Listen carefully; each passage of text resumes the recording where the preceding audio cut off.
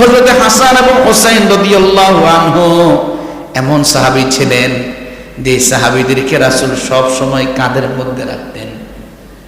ডান দিকে ফিরে আদর করতেন হাসানকে, বাম দিকে ফিরে হযরত হুসাইনকে আদর করতেন।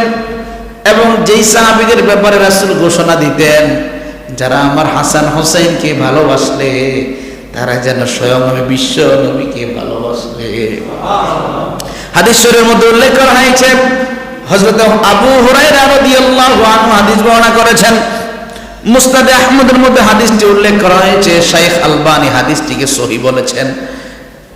হযরত আবু হুরায়রা রাদিয়াল্লাহু আনহু বলছেন, খরাজা আলাইনা রাসূলুল্লাহ সাল্লাল্লাহু আলাইহি ওয়াসাল্লাম ওয়া মাআহুল হাসান ওয়াল হুসাইন। একদিন বিশ্বনবী মুহাম্মদুর রাসূলুল্লাহ সাল্লাল্লাহু আলাইহি ওয়াসাল্লাম ঘর থেকে বের হলেন এবং আমরা একটা স্থানে বসা ছিলাম, ওই স্থানের দিকে রাসূল আগমন করলেন। ওই সময় রাসূলের সাথে হযরত হাসান এবং হুসাইন রাদিয়াল্লাহু আনহু ছিল। হাদা আলা আতিকিহি ওয়া হাদা আলা আতিকি ওয়া হুয়া ইয়ালফিমু হাদা মাররা ওয়া হাদা মাররা হাত্তা ইনতাহা ইলাইনা। আমরা দেখতে পেলাম হাসান এক কাঁধের মধ্যে, হুসাইন রাসূলের আরেক কাঁধের মধ্যে। রাসূল একবার ডান দিকে ফিরছেন, আবার বাম দিকে ফিরছেন। ডান দিকে যখন ফেরেন হযরতে হাসানকে চুমু দেন, বাম দিকে যখন ফেরেন হযরতে হুসাইনকে চুমু দেন। এরকম করতে করতে রাসূল হাত্তা ইনতাহা ইলাইনা, রাসূল আমাদের মাঝেই চলে আসলেন। ফাকালা লাহু রাজুল, এক সাহাবী রাসূলকে বলল, ইয়া রাসূলুল্লাহ ইন্নাকা লা তুহিব্বুহুমা। ওগো নবী, আপনি হাসান হোসেনকে এত ভালোবাসেন। নবীজি আপনি এত ভালোবাসেন, এত দূর পথ হেঁটে আসলেন, একবার আদর করছেন ডান দিকে ফিরে, আবার আদর করছেন বাম দিকে ফিরে, উভয় নাতিকে কাঁধের মধ্যে নিয়েছেন, এতই ভালোবাসেন নাতিদেরকে।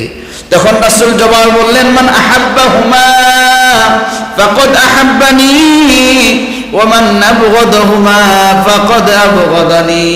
হে আমার সাহাবীরা শোনো, তোমরা যারা আমার হাসান হোসেনকে ভালোবাসলে তারা যেন স্বয়ং আমি বিশ্ব নবীকে ভালোবাসলে।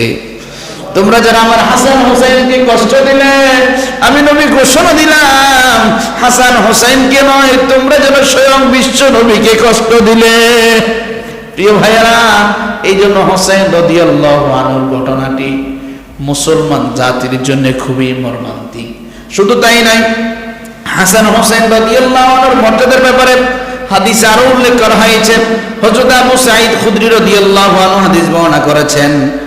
মুসনাদে আহমদ, তিরমিজি, ইবনে মাজার মধ্যে হাদিসটি উল্লেখ করা হয়েছে। রাসূল বলেছেন, আল হাসান ওয়াল হুসাইন সাইয়্যিদা শাবাবি আহলিল জান্নাহ।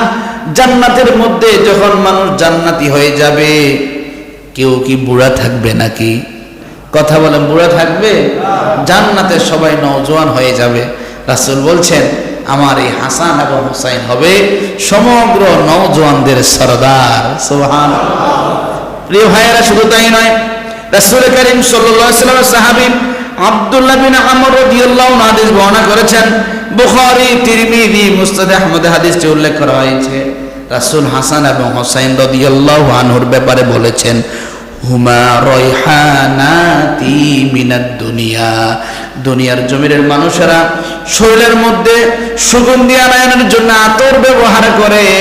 আমি নবী ঘোষণা দিলাম হাসান হোসাইন হলো আমার দুনিয়ার জমিনের সুগন্ধি। সুবহানাল্লাহ।